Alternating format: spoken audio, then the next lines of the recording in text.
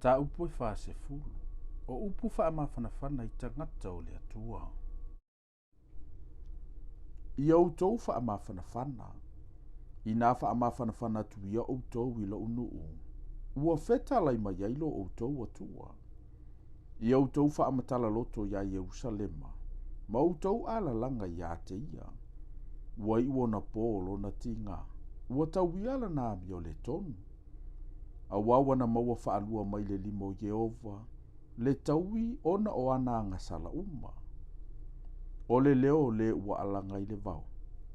I nā tau tau ia au tau le alau Jehova. I au tau whaalau le ia le ala tele le vau la fulafua mo lo tātou watua. O vanu uma e whaaya ina ia. O maunga uma ma mea mau pue e wha maula lo ina ia. O mea whaafati ata mai e whaima mea whaalau ngatasi ia ma mea ngawa e whaima mea lau le lei. O na whaalia ma iei leo le pupulo Jehova e wa aia lava e tangata uma whaatasi a wā ua whetalai ma iei le fofonga o Jehova. Ua whai mai le leo I nā alanga ia. O na whai atu leo ia. Sea e se upu au te alanga ina. O tangata uma o le mutia I lantou. Ma lo lantou le lei uma. E tusa le ma le funga o le vau. E mangu le mutia. E to ulu le funga. A wao le manavo Jehova. Wangi mai iai. E moni o le mutia la vale nuu. E mangu le mutia. E to ulu le funga. A o le afionga no tantou watua. E tu mau lea e whaavavau. Alua e le maunga mawalunga. O oe le au mai le tala le lei I a Siona. Ia matua le o tele. O oe le au mai le tala le lei I a Yerusalema. Ia le o tele. Aua le fefe. Whaiatu I a ayo iuta. Whaauta I lo o tau watua. Whaauta. E a fio mai le li o Jehova ma le malosi. E pulelo na a ao mo ia. Whaauta. Wa ia te ia la na taubi. Wa iona luma le totongi o lana ngāruenga. Na te leo ina lo na lafu e peo le leo mamoe. Na te sapaia tamai mamoe I ona lima. Ma tau ave I lantou I lo na fata. Na te taitai file mui mamoe ua whananau. O ai ea wana fuatia le sami lo na lofi lima. Mana fuatia le langi I le anga. Mana fuatia le ele o le lalo langi I le fua faa ofu. Wana fuatia maunga foi I le fua. Ma maunga iti I le fua faa tau.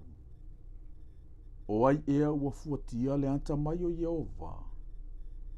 O ai foi se tangata e pulenga faa tasi maia. Wana awa o ina o ia. O ai ea se na la filifili faa tasi maia. Mana awa o ia ante ia. Mana awa o ia ante ia I le ala o le wha masinonga. Mana awa o ia ante ia poto ai. Mana wha ilo ia ante ia le ala o le wha auta. Wha o atu nue tusa I lantou masimea I sisina ifo na I le pakete. E wha atatau ina I lantou e peo le efu I le fua wha atautau. Wha na te si itia nu utu tai e peisia I sina mea nini I lava. E le lava fo I le panona. Ina mua I le afi. Ma manu o iai. E le lava ai se taulanga mu. O atu nu uma peisia I wale ai I ona luma. Ua matua le ai lava I lantou I lona manatu. Ma ua matua whaatau wa lava. O le nei. Tau te whaatusa le atua I ante ai. Se a fo I se whaatusa tau te whaatusa ina ai o ia. O le tufunga na te ngao sia le tupua ua mea. Ma le fai mea ua mea na te ufiufia I le auro. Na te ngao sia filifili a rio. O le ua mativa I taulanga. Na te filifilia se la au e le pala. Na te sa ilia sana tufunga poto. Ia na faia se tupua e le maluluina. Tau te leiloa ea. Tau te lei whaalongo ea. E le ita uina atu ea I ante o tau mai le amatanga. Tau te le ilangona ea mai le whaavaina o le lalolangi. O ia le ti e ilunga o le whaataali o li o le lalolangi. A o eno no foai e tutusa i lātou mase. O ia le fofola le langi e peio se ie manifinifi. Na te whaamafolofola i nai fo i e peio se whale ie no foai. Na te li ua li i ia le ai. O whaamasino o le lalolangi ua whaia i lātou e ie tusa ma se mea whaatau waa. Ua le toto ina lava i lātou. Ua le lulu ina lava ni o lātou fua. Ua le maua lava i le ele lo lātou pongai. Ua na ona ulafia i lātou e ia. Ona mamango i leo i lātou.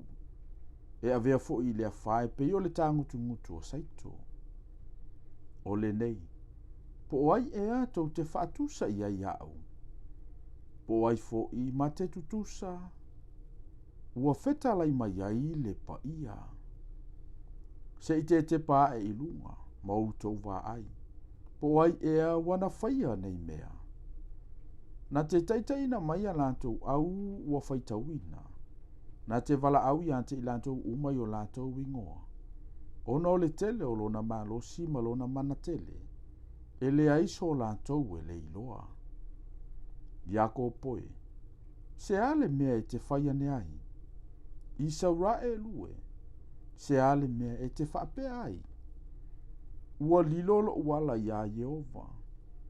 Ua tu ua fo i lo whaamasinonga e lo ua tua. E te leilo ea. E te lei whaalongo i ea. O le antua o le vavau. O Jehova o le na whaia tulu inga o le lalolangi. E le vai o ia. E le tinga ina foi. E le masue ina lo na mafaufau. Na te avatua le malosi e ua vai. A o e ua le aise malosi. Na te whaatupu tele i ai le malosi. E vai mati ngā ina tama mātutua. O taulele a foi. E pāu u lava i lātou. A o e whaantalitali i a Jehova. E toi whaafowina lo lātou malosi. Lātou te siia e apa au e peio a eto. Lātou te whemo ei ai le vai. Lātou te sāva vali ai le tinga ina.